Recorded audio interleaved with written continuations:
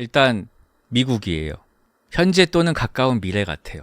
북한에서 내전이 일어납니다. 어떤 새로운 독재자가 나타나서 군사기지 4곳을 점령했는데 그 4곳이 다 핵기지야. 지금 전 세계가 3차 세계대전에 들어가느냐 마느냐 하는 혼란스러운 상황입니다. 이제 주인공이 2명입니다. 남주 하나가 있고 여주가 하나 있는데, 일단 남주는 데니얼이라는 사람인데, 이 사람은 어떤 사람이냐면 워덱스라는 회사가 있어. 거기에서 나온 사람이에요.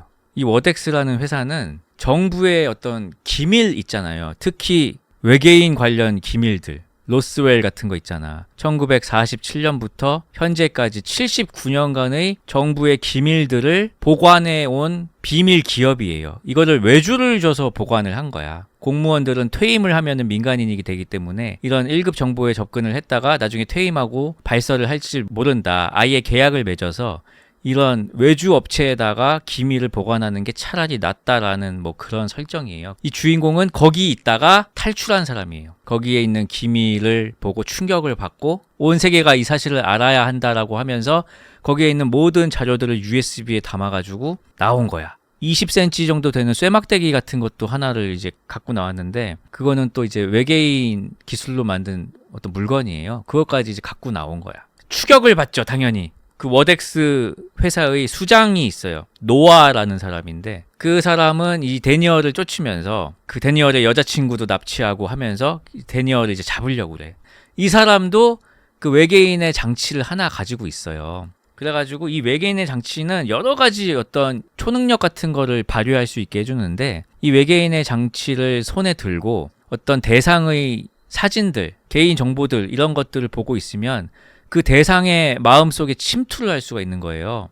그래가지고 얘가 지금 어디에 있는지도 알아볼 수 있고, 아무리 멀리 떨어져 있어도 걔랑 대화도 가능하고, 그런 것들을 이용해서 이제 막 추적을 해요. 근데 이 사람은 이제 이 외계인의 존재가 이 세상에 알려지면은 세상은 붕괴해 버릴 거라는 믿음을 가지고 있는 사람이야. 안 그래도 지금 3차 대전이 일어나냐 마냐 혼란한 세상에 이것까지 끼얹어지면은 이제 걷잡을 수가 없다 해서 이제 막으려는 사람이고, 여자 주인공은 마가렛이라는 기상캐스터예요. 지역 방송국의 기상캐스터인데, 근데 우연히 그 어떤 외계 신호에 하이제킹을 당했다고 표현해야 될 것 같아요.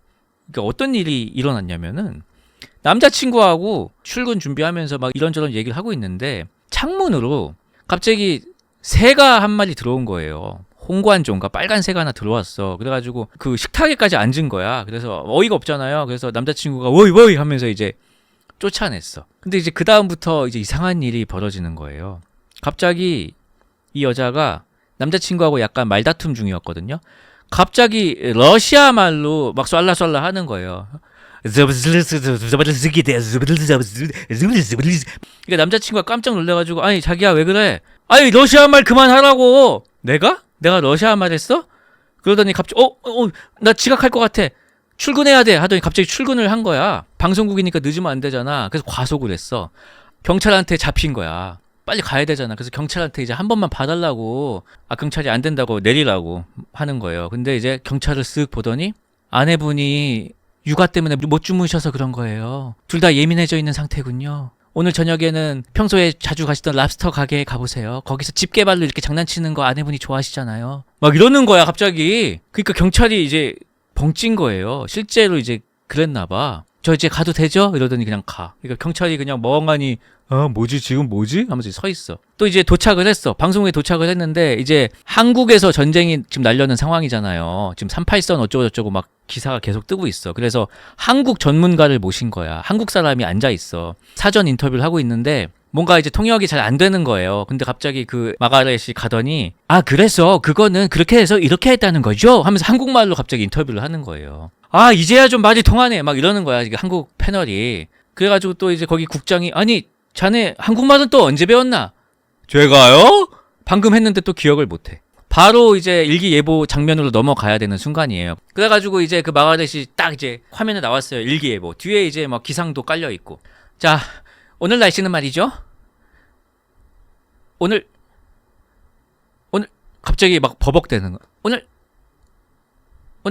하더니 갑자기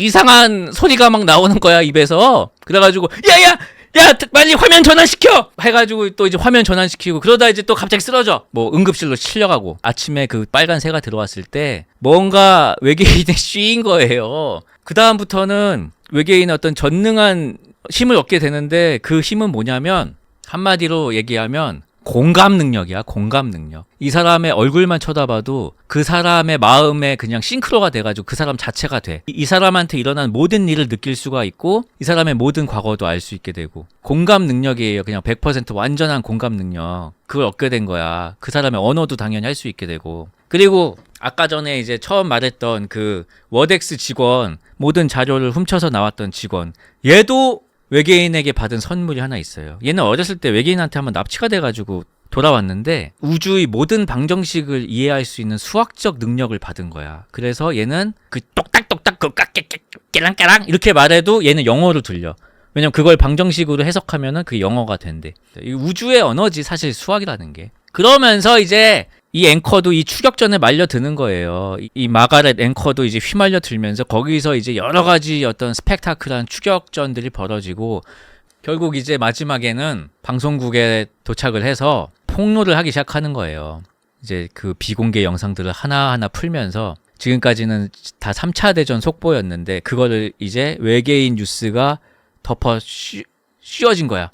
그러면서 이제 모든 세상 사람들이 이 세상에는 외계인이 존재하고 있고, 옛날부터 1949년에 처음으로 추락해가지고 그때부터 비밀 생체 실험도 이루어지고, 외계의 기술을 역설계해가지고 인류가 지금까지 여러 가지 기술들을 얻어왔고, 막 그런 것들을 이제 다 폭로가 된 거예요. 그러다가 실제로 외계인 하나가 휠체어를 타고 들어와요. 그 폭로하려는 단체가 있어, 사람들이. 걔네가 이제 외계인 하나를 데려왔어. 휠체어를 타고 들어와요. 그래서 외계인이, 데니얼은 알아들을 수 있다고 했잖아요. 그래서 데니얼한테 깨랑까랑 빵상 쏙닥쏙닥 깨랑까랑 이렇게 얘기를 해줘요. 데니얼이 깜짝 놀라더니 마가렛한테 또 전달을 해줘. 영어로 번역해서. 우리는 안 들려. 관객은 안 들려. 쏙닥쏙닥 번역해줘. 그거를 들은 마가렛이 깜짝 놀라면서 앵커석으로 가가지고 화면을 응시하면서, 이제 시청자들 응시하면서, 여러분, 이러면서 끝나. 너무 궁금해. 뭐라고 했을까? 근데 나는 이거일 것 같아. 외계인도 예의라는 게 있을 거 아니야. 첫 마디잖아요. 여러분, 만나서 반갑다고 합니다. 그럼 또 이제 깨랑까랑 빵상빵상 깨랑까랑 빵상 깨랑까랑 뭐 이런 거 아닐까? 아니, 인사는 해야 될 거 아니야. 그래서 영화가 그냥 그랬어요. 예. 제가 느낀 거는, 그러니까 외계인의 존재의 폭로 자체가, 그거 자체가 별 감흥이 없는 일이 아닌가라는 생각이 들었어요. 저는 솔직히.